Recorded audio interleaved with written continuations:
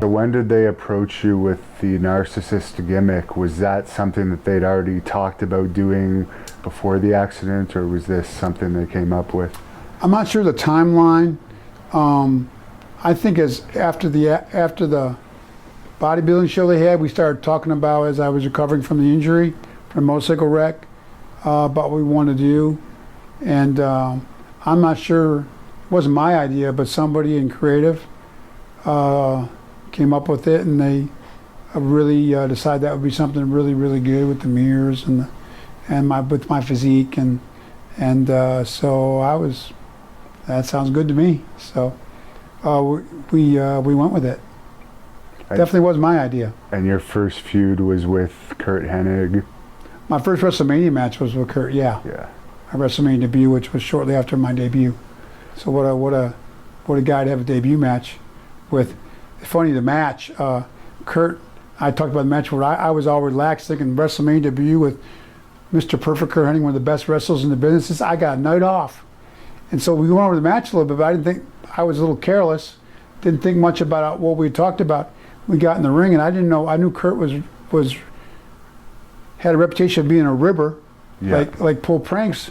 But we got in the ring, we locked up, he goes, "What are we doing, what are we doing?" I thought he was joking around. But he apologized afterwards, but Kurt told me, I don't know whether he was still ribbing me or not, but he said he completely blanked out. So we ended up having like an okay match, but I was trying to remember what we talked about in the back, and I was calling the match. But normally the heel calls the match, he was the heel. So it was kind of like, well, Luger couldn't even have a great WrestleMania debut as a worker, you know. I was never the best worker anyways, but it was more my look, and more aesthetics and not as much substance to what I was. And so it was like, wow, Luger didn't have a very good match for his WrestleMania debut.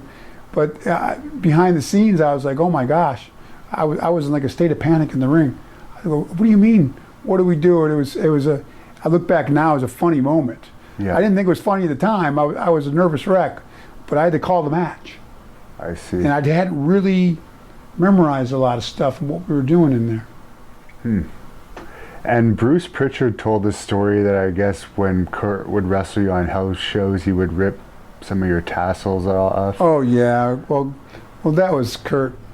That was him. He did rip my tassels off, or do a sunset flip, and not go. And he did pull my trunks down in Madison Square Garden. He was always doing stuff. But that was just Kurt. I had never a problem with that stuff at all. Julie, the costume girl, just put the tassels back on. That wasn't like a, Kurt and I got along fine, so that was Kurt. We'd all laugh. We'd laugh about it after the match. Was it special to you to wrestle in Madison Square Garden? Oh, man, that's hallowed ground. Thank you for watching the Hannibal TV. Please like this video if you enjoyed it, and click the subscribe button to not miss any of our latest shoot interviews, match videos, or news updates. Support us on patreon.com for $1.99 a month to watch our full shoot interviews ad-free and help our channel grow. Follow us on Twitter @the Hannibal TV for instant updates.